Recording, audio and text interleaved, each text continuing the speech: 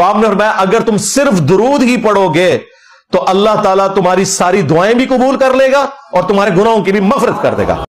دروشی پڑھنے کے 8 موقع کون سے ہیں؟ پہلا موقع نماز کے تشہد میں ہے، نمبر 2 نماز جنازہ کی دوسری تکبیر کے بعد، نمبر 3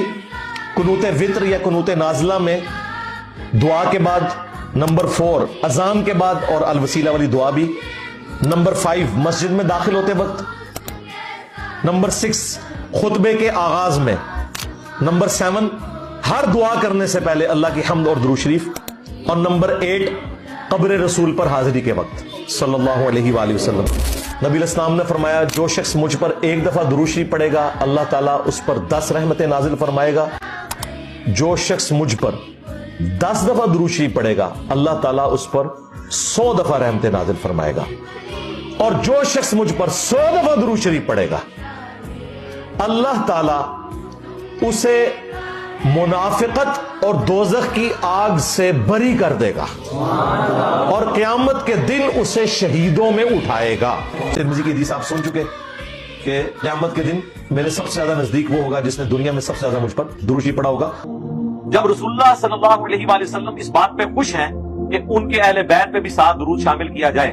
تو ہمیں کوئی حق نہیں پہنچتا کہ ہم ٹنڈے قسم کے درود بنا کے پیش کرنا شروع کر دیں۔ ہاں یہ ٹھیک ہے کہ ایک مجلس میں آپ نے ایک دفعہ درود پڑھ لیا کافی ہے۔ نفلی عبادات میں افضل ترین عبادت درود شریف۔ اچھا یہ درود شریف اللہ کی عبادت ہے کیونکہ آپ رجوع اللہ کرتے ہیں، اللہم صلی علی محمد وعلی آل محمد۔ جمعے والے دن درود شریف پڑھنے کی فضیلت ہے۔ ابو داؤد کے اندر اور ترمذی کے اندر، سنن نسائی میں، ابن ماجہ میں حدیث ہے کہ نبی صلی اللہ علیہ وآلہ وسلم فرمایا تم جمعے والے دن مجھ پہ کثرت سے درود پڑھو تمہارا درود مجھ پر پیش کیا جائے۔ تو صحابہ کرام نے جرأت کر کے پوچھا یا رسول اللہ جب آپ مر جائیں گے اور آپ کی ہڈیاں مٹی میں مل جائیں گی، سر یہ صحابہ کے الفاظ ہیں، تو نبی نے فرمایا بے شک اللہ نے مٹی پہ حرام کر دیا کہ نبیوں کے جسموں کو کھائے، تو نبیوں کے جسم سلامت ہے قبروں میں، ان پر درود شریف پیش ہوتے ہیں۔ صبح شام جو شخص 10 مرتبہ درود شریف پڑھ لے